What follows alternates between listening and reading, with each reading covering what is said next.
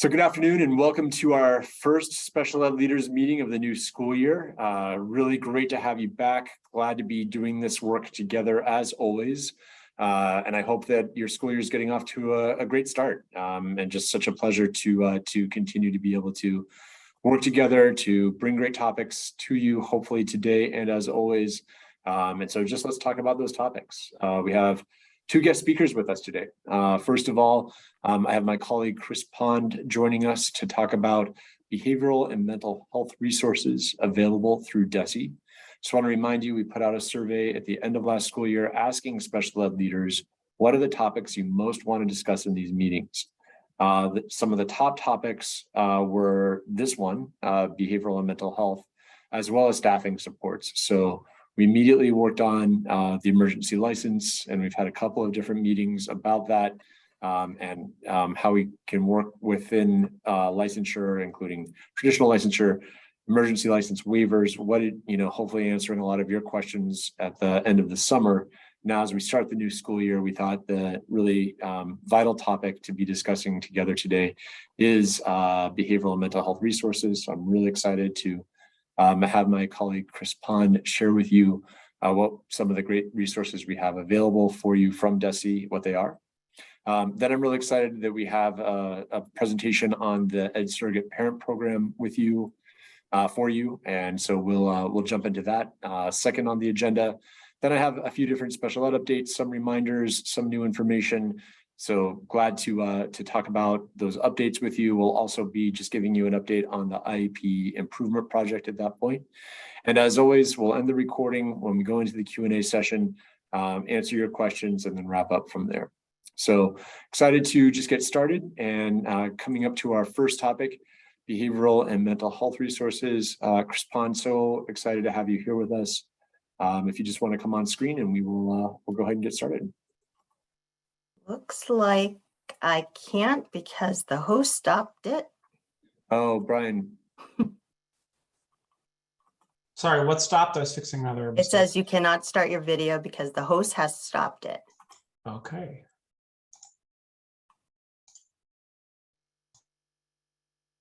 You should be able to start your video now.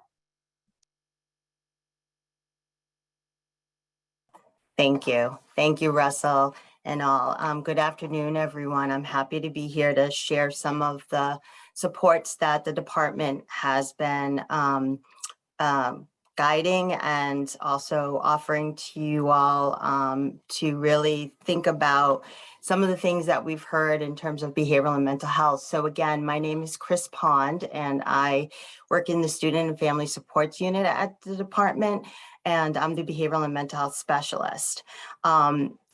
The next slide, please. So these are four major themes that I am going to share with you today. I'm going to talk a little bit about some of the support schools and collaboratives are receiving with the funding and guidance and professional development. I'm going to talk a little bit about some of the promising practices that I'm seeing from the grant that I oversee, which is the Social, Emotional, and Behavioral Health, Mental Health grant, and then also speak to some advisory groups that are helping to inform some of this work that you all have been involved in at your school districts, as you're working with with your school personnel, as well as your families, and also hearing from students. Next slide, please. So I wanted to share a little bit about, if you haven't heard, if your school district is not part of this grant opportunity, it's called Supporting Students, a very long name, Supporting Students SEL Behavioral and Mental Health and Wellness through multi-tiered systems of support. And this grant, which we've shortened to SEL and Mental Health Grant, has been in existence since I've had it from last year. And the grant looks to really build capacity around developing comprehensive, integrated, multi-tiered systems for students, families, and educators around social, emotional, and mental health supports, and also around supporting schools and districts around building sustainable infrastructures to facilitate and coordinate between schools and community mental health agencies and or providers. This grant was awarded in FY22, and we were able to have a continuation grant. And so 70 grantees have received this grant. And they were able to apply in this FY23 year.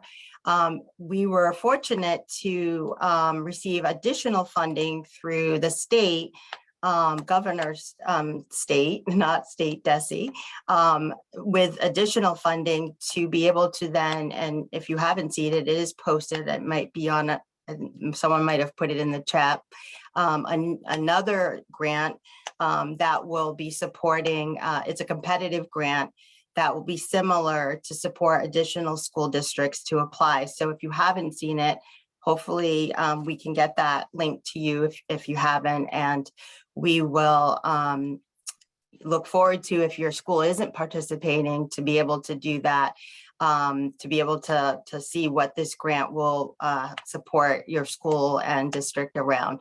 It's been a really an interesting time of the year, given all that we're hearing in terms of staffing and also additional needs of students and staff in terms of mental health and behavioral health. And we're excited that this funding is allowing schools and districts to really think deeply about some of promising practices that they want to integrate based on what your needs are in your community. And so one positive thing I think I wanted to say in terms of promising practices is that what I've seen with this grant is that schools have really thought differently around how they're engaging staff.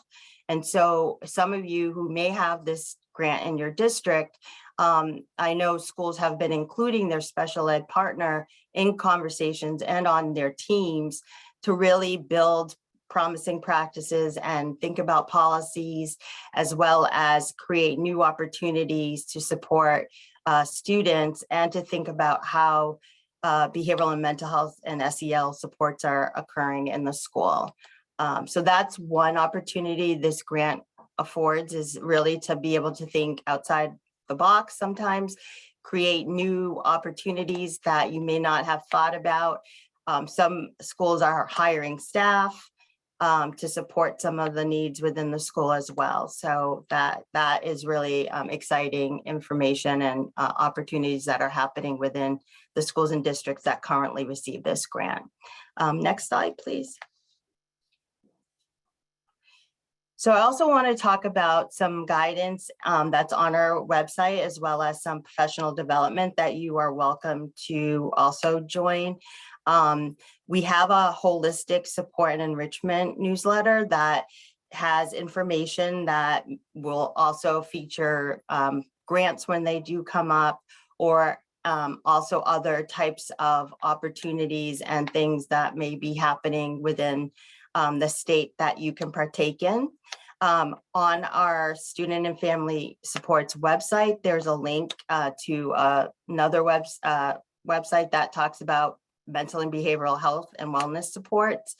And they also has professional development with vendors that we're working with, so that if you're interested in signing up for any of the professional development that meets your needs and fits into what you're wanting to learn more about and how to support behavioral and mental health issues within the context of working with children with disabilities, thinking about multi-tiered supports, and thinking about how you're building those within the context of your support teams, thinking about tier 1 supports, and how those fit into building practices that will support students around behavioral and mental health and wellness areas. I know schools have really done different things in this realm to support their tiered systems, and they have included special ed staff, which has been really important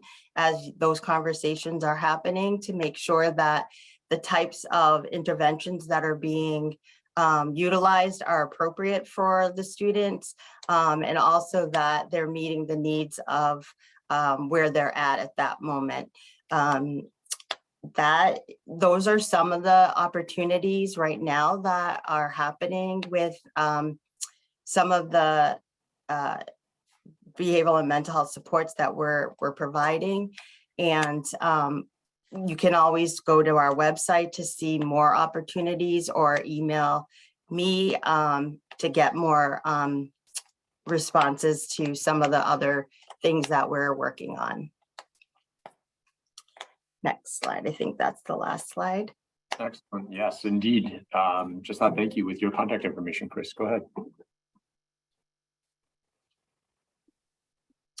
Sorry, Russell, I didn't hear. Oh, sorry. Just reviewing for people that the contact information you have. Oh, okay. Thank you. So Chris, thank you so much. I think that it was really helpful to hear about the resources DESE has available and how the combination of professional development, even just the newsletters, so people can stay abreast of what's coming, can all come together. So thank you very, very much. I really appreciate that presentation and the information that you provided and all those links as well. Thank you. Just want to move on to the special education surrogate parent presentation that we have for you today. And I'm really glad that we have two presenters with us today, both Megan Ronzio, who's the director of the ESP program, and Andrea Parker, who's our director of recruitment, training, and support for the state. And so welcome to both Andrea and Megan. I'm really glad to turn it over to you. I know just how important the ESPs are to the special education process. And it's not a topic I can't remember that we've talked about in any of our special ed leaders meetings in recent memory. So just really glad for you to give really timely and important information as we start this new school year. So Andrea, Megan, over to you. Thank you so much, Russell, and thank you all for being here today. We bring to you some information on a very exciting program that helps to address equity and access for education for our most vulnerable youth, those in state custody and DCF and DYS custody. Through this work, we live the definition of equity, of eliminating oppression, disadvantage, and privilege. This is obviously work that is never done. It's always in progress. And we're excited to share this opportunity for you, for your colleagues, for people that you know who might be good candidates to become special education surrogate parents. Over to you, Megan. Great, thank you, Andrea. So like Andrea said, my name is Megan Ronzio. I'm the director of the Special Education Surrogate Parent Program. We work in partnership to provide the services to the children of Massachusetts. You can go to the next slide. So this is just a quick slide. I do want to thank, first of all, thank you all for listening, for taking time. I know this is a really busy time of year, so I do appreciate the time you're spending, at the meeting, listening to Andrea and I talk. Some of you may be more familiar with the Special Education Surrogate Parent Program. I've worked with quite a few of you over the years that I've been here with the agency. Some of you may be fairly new, so we're going to give a little bit of background information, kind of who we are and what we do, and then we'll talk a little bit about how we can all collaborate to really work towards better outcomes for our students.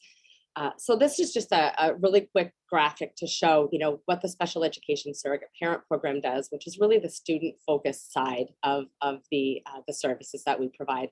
And then the RTSC, the Recruitment Training and Support Center, which is the volunteer side. So we do the student referrals, investigation, matching, provider trainings on the rights and responsibilities of the special ed surrogate parent. And then we use those great volunteers that Andrea and her team provide for us and match them up with the students. So you can go to the next slide. There's a lot of information. Those of you who know me will know that I like to talk a lot about the program. So I'm trying to fit all this into like 5 or 6 minutes. So I'll try to be quick.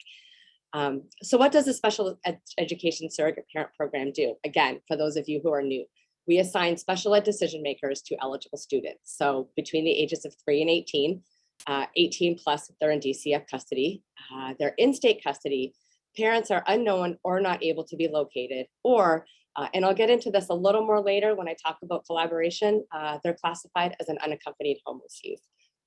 Again, as I mentioned, we're statewide.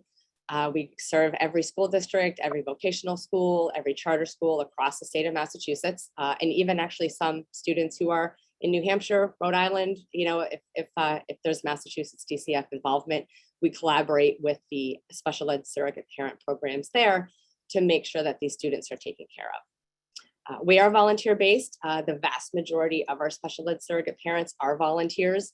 And so I think a lot of providers are not aware of that. These volunteers are spending their time, they're training, they're not getting paid for it. They're representing sometimes upwards of 6, 7, 8 students, taking time out of their day to do that. And we've been around for over 25 years. So we've had a little bit of time to get this down. You can go to the next slide. A little bit of a brief synopsis about kind of who our students are. I like stats, I like statistics, I like data.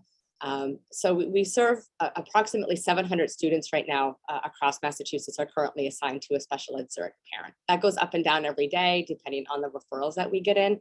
Generally kind of hovers around there, although it has been going up lately. COVID, it kind of decreased a bit. We can see as DCF consumer rates increase, special ed surrogate parent rates obviously increase at that same time. 401 students were assigned to a special ed surrogate parent last year. We have 3 case coordinators, 2 of whom are part-time, so you can see it's pretty busy here at the SCSP program. The majority are male, most are over 14 years old. And we serve a wide range of diagnosis and services. Some students are really coming to us with very minimal IEPs and services. Some are really intensive, really high need students. And we try to match those students up with volunteers who are really familiar with kind of the student that they're taking on. So familiar with the diagnosis, maybe familiar with if there's a DYS history, they might be familiar with that sort of a similar profile. We really make a lot of efforts to do that because we want the SCSP to have a good experience. We want them to feel comfortable representing the student that they're assigned to. And obviously that leads to better outcomes for these kids. Most of them are living in congregate care, the group homes, residential schools, DYS, hospitals. Students in foster homes or living with a parent are generally not eligible, although we do make exceptions to that. So you may get a student who is in a foster home and we do assign for a certain reason specific to that case. Same with living with a parent. We may assign to a student who is living with a parent. For example, if DCF does have legal custody and the parent is just not appropriate to make special ed decisions. We'll also continue a special ed surrogate parent assignment if a student moves from congregate care to, say, a foster home or back to parent. And that's to keep that continuity and stability in place. It's better for the team relationship, I think. It's better for the continuity for services. We have someone who knows the student, who's been with them for some time, has that institutional knowledge, so to speak. So we will continue those assignments for a period of transition. Once everything's looking good, we'll end the special ed surrogate parent assignment, notify providers. But just as a heads up, you may see that it's not always black and white, who's assigned. So that kind of generally summarizes our students. If you want to go on to the next slide, I'll talk a little bit about exactly what a special ed surrogate parent does. And the slide after this, I'll talk a little bit what the special ed surrogate parent doesn't do, which is maybe a little more useful because there's a lot of confusion around that sometimes. So what a special ed surrogate parent does is really decision-making authority in special education matters. So like a parent would, they work as part of the special education team. They develop an IEP, educational placement, they look at records, they observe the student, they get provider feedback. They may also work as part of a special ed team with a parent. The parent may also be attending meetings. If that's the case, in this particular case, DCF has worked with us and we've decided that, the parent can certainly advocate for their child, they should be involved, but there's also the eligibility remains for a special ed surrogate parent. Those situations can be confusing. Again, I always recommend and suggest that districts, if there is any questions, give us a call, call the social worker, call us here at the program. We can certainly help you work through any and all of those situations. And then subsequently, they should be monitoring the student's progress. So communicating regularly with teachers, administrators, service providers, reviewing those progress reports that should be getting sent to them on a regular basis, the report cards that should be getting sent to them. And then checking in, just on a regular basis to make sure things are going okay. So if you want to go to the next slide, I can talk a little bit about what the SCSP does not do. And you can see this is a copy of our brochure that we send out to providers. gives just a really brief synopsis on the role of the special ed surrogate parent. You can see on the left, kind of covered it, but most of you should be familiar with the rights of a parent in the special ed process. In the middle is really where there's some confusion that comes in. So the DCF social worker or designee, which is either the group home director, case manager, foster parent, etc., would be the one, for example, enrolling a student. Some things we get a lot of questions around is who's responsible for signing the Medicaid or Mass Health authorization, who's responsible for signing the Chapter 688 form, who's responsible for signing a 504, who's responsible for signing authorization to release records, for example, when referrals are made to out-of-district settings. That's a big question we get. That would be the DCF social worker who's responsible for that.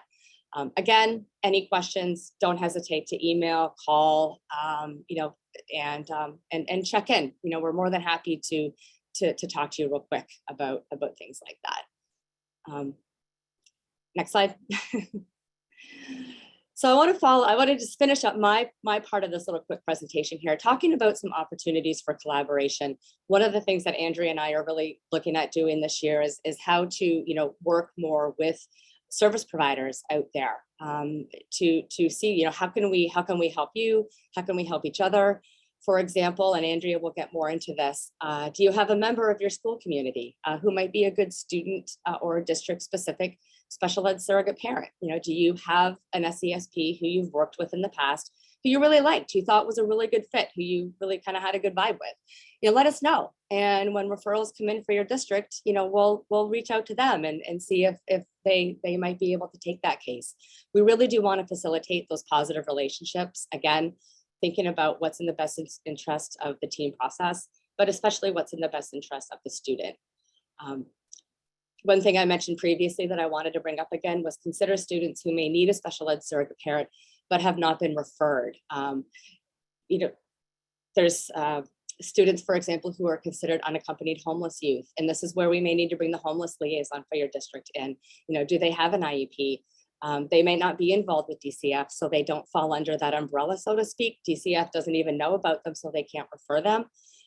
We may be able to assign those students to a special ed surrogate parent to represent them, advocate for them, sign off on progress or sign off on IEPs, attend team meetings on their behalf.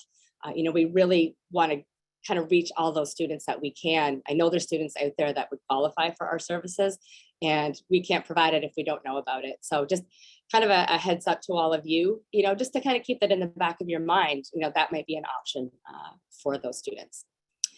And a big piece of the puzzle is, again, access to student records and progress reports. We all know that secretaries sometimes are on the front line, so to speak, making sure that they are aware of the role of the SESP, whether that's from you or if there's a way that we can do that, so that special ed surrogate parents are better able to get those records from districts, better able to get the progress reports that get sent out periodically through the school year. I know districts themselves, I know you guys kind of struggle sometimes to get the records when you get new students. So it's definitely, going down to that third bullet, that DCF, SESP, district integration, how can we make steps to make sure that everyone's getting the information they need.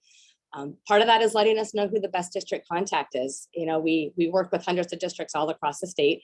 So procedurally, we send out notices of information on student assignments to the special ed director, and we send it out to the school chair if we know who that is. If there's another district contact, that's better, whether it's maybe the head of the record department or someone like that, let us know. And we will start notifying that person as well, get the special ed surrogate parent into that school database, whatever it is that you use. And then we can all move forward. Another actually thing that SESPs have started to do, it's not on here, but it's getting access to things like Power School, whatever virtual program it is that districts use. That's a really good way to give SESPs information on, how is that student doing? It doesn't give a lot of information. I know I use it myself for my own kids. It's grades, it's our assignments late. But it can give an SESP a good idea of, what was the student struggling? Is it handing in assignments? Is it, testing, things like that. So just, again, being aware of all of that, there may be things that districts aren't thinking of to give an SESP access to. And the final thing is, again, district ideas and feedback are always welcome. you have my email, my number. We're always willing to hear from you guys. If we could give you a copy of an assignment letter, if you have an SESP who you can't reach, let us know and we can facilitate that communication as well. So I'm going to wrap it up. I'm going to pass it on to Andrea so she can talk about the volunteer side, their recruitment, training, and support, and all the initiatives they have going on. So thank you. Thank you, Megan. Thank you all for being here and for everything you do for all learners every day. We're very grateful. Next slide. So this is our team at the RTSC. I'm the project director. Kendra Watkins is our project associate. Mary Beth, our senior trainer. So your SESPs do training with Mary Beth and Elaine, and also have daily support calls and emails with these 3 individuals. So just wanted to introduce you to these folks. Next slide. Here are some of our most recent events that we've had. We do have our upcoming conference, which I'll share again at the end of the registration link. We have some amazing keynotes. I heard us talking about MTSS at the beginning, so we have the amazing Mirko Chardin. I worked with Mirko at Trauma Sensitive School, Putnam Avenue in Cambridge Public Schools. I come from the classroom myself. Amani Myers from Amani Motivates is our 9 a.m. keynote for the conference this year. And she is a Boston native, raised in Roxbury and in foster care, and her siblings were in congregate care. We had a film session this year from Citizens for Juvenile Justice, Universal Design for Learning and Wellbeing. And most of these presenters you can see again at our conference in November. So just a plug for that. Next slide. So Megan shared a little bit about this. We want you to know that we partner with districts. So your CPAC, your school committee, your educators, you can't, these individuals within your district cannot be a surrogate parent for students within the district, but you can for other students within other districts. So we partner. If you would like to partner with us to recruit SESPs, this is very, very important. There are always students waiting. We do try to assign timely, in a timely manner. However, we're trying to place a greater emphasis on the representation so that our SESPs and the students feel represented racially, socially, demographically to the extent possible with the SESPs. And so we're trying to diversify our pool of volunteers. What you get in return for that partnership is a free trauma training with your, all children and youth in state custody have experienced significant trauma, which doesn't necessarily make them eligible for special education. The children we serve within our program do need to be special education eligible. And as a result of partnering with us, you would have a trauma training for your entire staff, your team, even for caregivers. We have a trauma training for caregivers coming up on the 20th of September, in fact. Next slide. So we do recruit intentionally people with these backgrounds. You're going to have access to the slides. There's a lot of information, but just know that we do have 610 currently active SESPs, and that number has been going down throughout the pandemic. So we are in a heavy recruiting period. I think we've been up as high as 730 or 750 in the past. So we are looking to recruit equity-minded special education teachers, administrators, social workers, counselors, psychologists, particularly folks with an LGBTQ background knowledge, trauma specialists. As I mentioned, CPAC and school committee members would make excellent SESPs as well. Next slide. It's required to have a 2-hour orientation training in order to become an SESP. So just for your knowledge, we have an application, we have an orientation, we have a CORI that is required by the state, and 2 references. So those are the requirements. The other trainings are additional and optional that we have here. And then we have optional monthly webinars and access to all of the Federation for Children with Special Needs trainings, including the Parent Consultant Training Institute, and our annual conferences. Next slide. The support, what does that look like? So these cases get complicated, right? All special education cases are complicated. And these cases get particularly complex. And, oftentimes it's not actually, student missing an assignment or, these are the least of our worries, right? These are cases of, school refusal, behaviors that are a communication of trauma.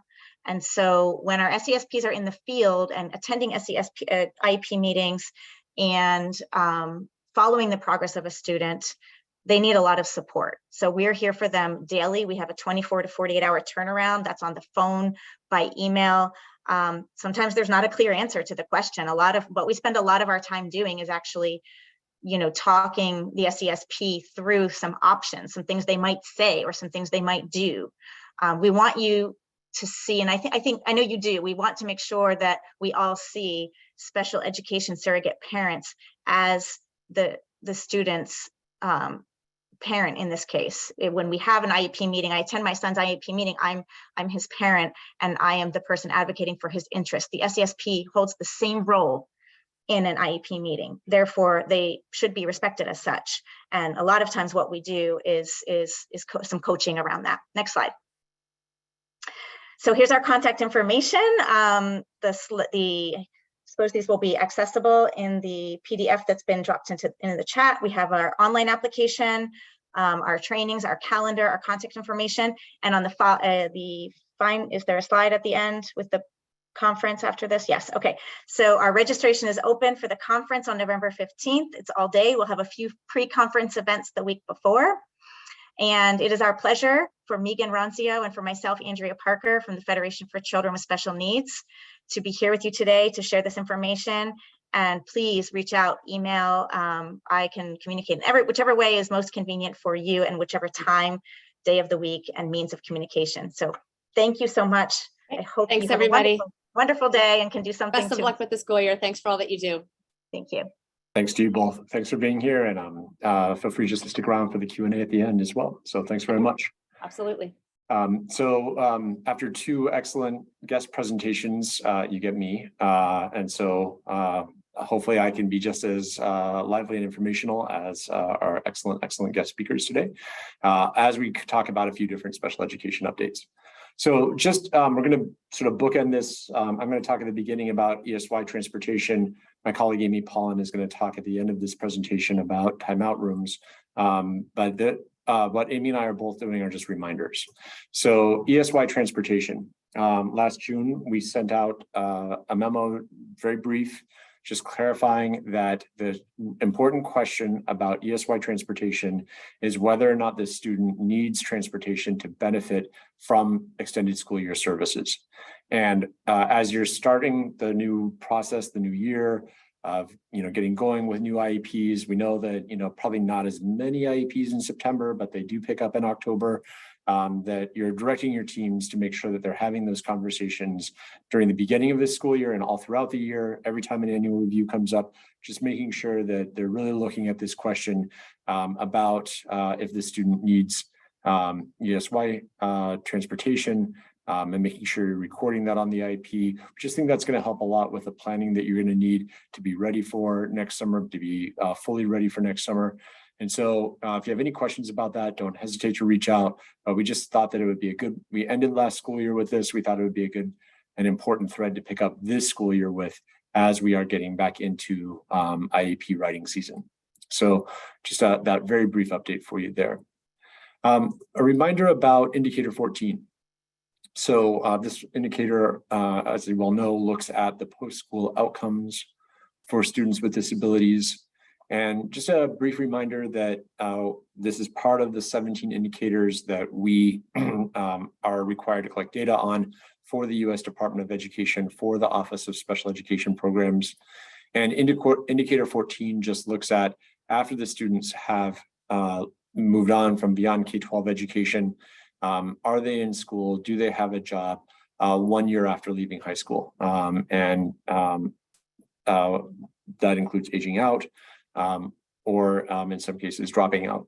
And so it just really helps us understand whether students' education prepared them for adult life. So it is very important data to us.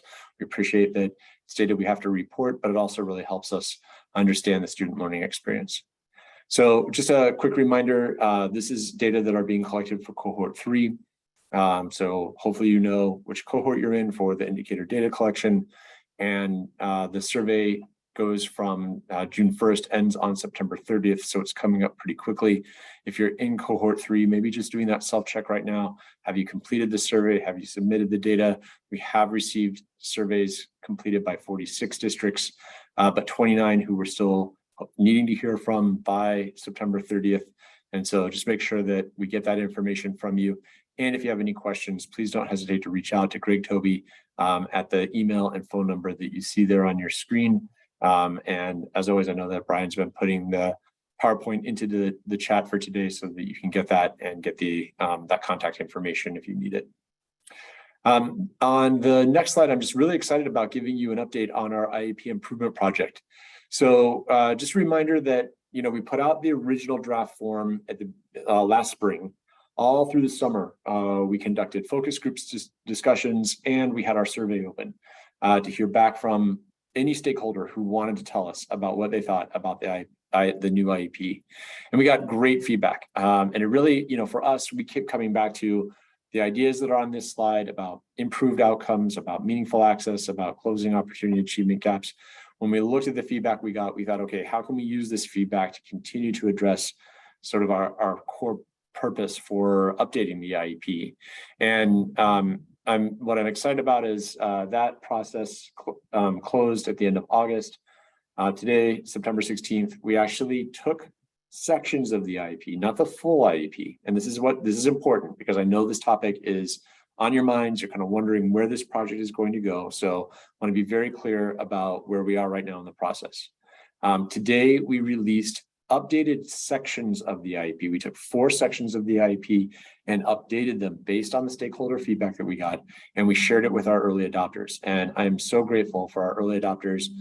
We had just under 100 participants in the meeting today from 17 schools and districts who we were able to go over the updated sections. They will pick which sections they want to use in their IEP meetings during this school year. From now until mid-November. And so they're not being asked to take on the whole new IEP, just sections of it. So, you know, for example, we shared the accommodations and modifications section today. And so they might kind of swap out the old accommodations and modifications questions and bring in the new ones that we've released through these updated sections. And they're going to give us feedback. It's going to help us make it much stronger. Why am I telling all of you this? Well, we'll want your feedback too. We are going to, or just, you know, we want you to know what's going on with this. And here's how we're going to provide more information about this. We are going to put the IEP, these sections, this updated document on our website so that you have access to it, just so you can see what evolved since last summer. It is definitely not the version that we're ultimately going to go live with. We have questions that we're wanting to get more feedback on, so we know what we need to fine tune and continue to change and improve to get to that final version. But we want you to see it. And my plan is that in our October meeting, our October Special Ed Leaders meeting, I'll walk you through what we're sharing with the early adopters. That will be a chance here for you to give us some feedback. We'll also reach out in a more limited basis. We did I feel like very extensive stakeholder engagement during the summer. Our early adopters are very much a form of stakeholders, and we'll do some more stakeholder engagement, some more focus group discussions, but just not quite as many about these updated sections this fall so that we can continue to move ahead. The bottom line is, in short order, we will send out a notification to you that these updated sections, it's one document, they'll be on our website. There'll be translated versions. That's when we'll want you to know that it's there, that you can take a look if you're curious about how the project is evolving. We'll go over this in more detail in October, just so you can kind of, again, see what our thinking is, use that as an opportunity for you to give us feedback. And we will do other forms of stakeholder engagement to hear from other key stakeholders as we go through the fall, so that we ultimately can release that new form in short order. That's sort of part of this constellation of what we call the IEP Improvement Project, all these pieces that you see here. Our early adopters are really helping us understand how the IEP form itself fits within kind of the larger picture of working between gen ed and special ed to improve outcomes for students with disabilities. And so some of the key aspects that I hope you'll see in the sections that we will soon make available for everyone is, again, that focus on data. How does data inform decision making? How are we bringing in the voice of the family and the student? And above all else, how is this really working to improve both access and equity for our children? So again, just a quick recap, we did release to our early adopters sections of the updated IEP today. They'll just take on a few of those as they do their work with certain IEP meetings this fall. But in our October meeting, I'll walk you through it and show you exactly what we did in this with these updated sections, and ask you to share your thoughts with us. So excited about that, and looking forward to that discussion.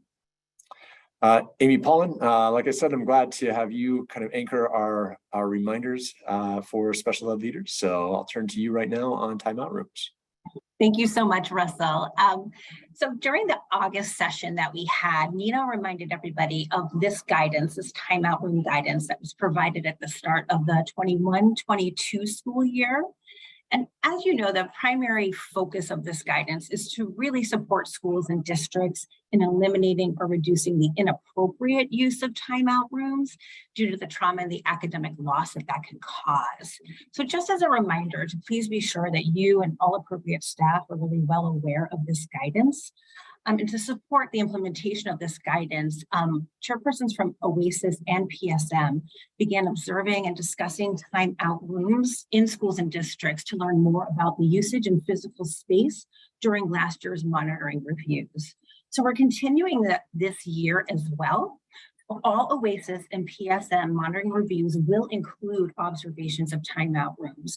And we're looking to see if they are clean, safe, sanitary, and appropriate for the purposes of calming, and that's required by regulations. And just to be a little more specific about what that actually means, we're looking to see if rooms are an adequate size. So can a staff member and a student be comfortably in that room together? Is it properly ventilated? Is it free from hazards such as exposed electrical outlets or exposed wiring? And in the really rare occasions that a student needs to be in a room alone, can that student be continuously observed? We're also going to be looking at logs to ensure that they allow for a really robust collection of data so that a thorough review and analysis of that data regarding usage can be done. And there is an example of a log that's in the guidance, and it's also linked here in the slide deck.